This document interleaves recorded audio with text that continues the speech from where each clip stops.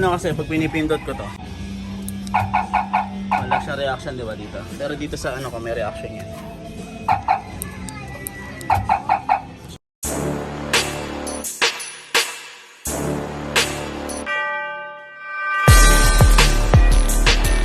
Supla dito. Ngayon, ayusin ko lang yung pinto ni sungit kasi hindi gumagana sa door side. So actually nabuksan ko lang, tapos naisipan ko i-vlog para mapakita sa inyo. Ito yung naging culprit, naputol yung wire. Kasi itong mga to, mga wire na yan, nagpupulbos yan katagalan. So napuputol. So baka pag may connection kayo na ano, na akala nyo na hindi naglolo ko na yung door nyo, door lock nyo, open nyo lang lagi, tapos check yung mga wires kasi mapapansin nyo naniliit yung wires na yan, no? So nagpupulbos yan. So try natin ito. Ito yung pagpasok kanina, ito binuksan ko doon sa akin, nakita ko doon putol na wire. So check lang natin. Ano kasi pag pinipindot ko to, papakita ko sa inyo, wala reaction to pag pindutin ko yung remote. Ayan. Oh no! Wala siya reaction, di ba dito? Pero dito sa ano ko may reaction yan. So may reaction siya dito. Dito wala. Kasi nga may putol dito na wire. So yun, check natin kung ito nga yung culprit niya. Dudugtong ko na. Tapos papakita ko isa. Naidugtong ko na siya. Pero bago ko i-tape, testing muna natin kung yun nga yung culprit. Natin. Oh no! So wala pa rin. Hindi gumagana. So ayan, nagbunot tuloy ako na ngayon. Napunot tuloy siya kasi pulbos na. Ayan o. Pulbos na to. Nakakita nyo? Pulbos na o. Check nyo lang yung mga connection nyo. Baka nagloloko na yung connection. So idudugtong lang ulit natin to. Hindi siya gumana kasi ito din pala pulbos na yung wire nya. So gagawin ulit din natin. So tingnan natin pag nadugtong natin to kung ito na nga talaga yung sira nya. Kasi yung experience ko ito madalas, hindi pa ako nagbablog nun. Naglolo ko to na ano ko yung mga dugtungan, nagpupulbos na nga siya na ganito. Mga kasabala dito, nadugtong na natin to, nadugtong na uli natin tong isa. Nagpupulbos na kuya eh. So tingnan natin kung magkakaroon ng reaction yung ano natin ito, sa actuator natin. Ayun, may reaction na. So ibig sabihin ito na nga yung may problema natin, na check na natin kung ano yung problema.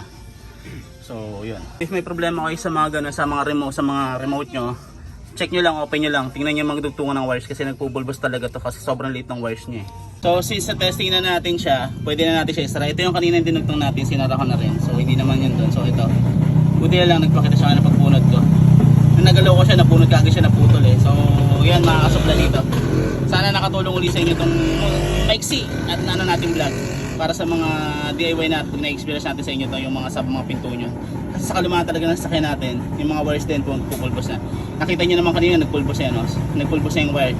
So maraming salamat ulit sa inyong panonood. Hindi naman yan sa dati. Ito lang, ano yan, itong may tornilyo, tsaka ito, tsaka dito. Actually iba, hindi ko na tinornilyo. Speaker. Ito lalabas ko lang. Ito may switch ako kasi meron ako nang sa lock and lock. Ito naman, hindi naman kayo magkakamali dyan kasi meron siyang panlock. Ito yung panlock niya, lock and lock. Ito, so susok-sok nyo lang yan dyan. Yan, ito. Yan, yan.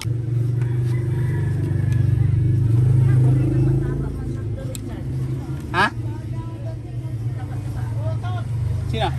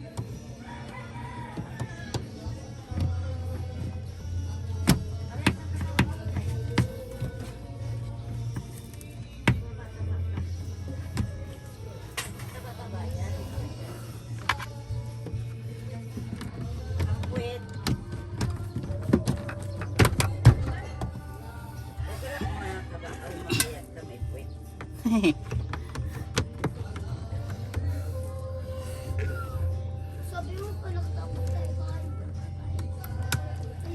Ang tagal-tagal naman ni Tita eh. Agad tayo.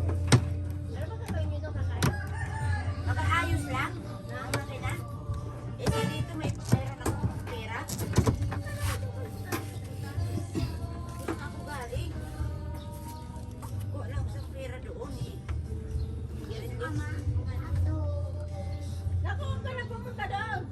Istorbo lang yan. Buti kung babayaran ka naman. Yan. Sa may kikitain ka tuloy Tapos na natin. dito ka nakaupo ng Testing. katahi.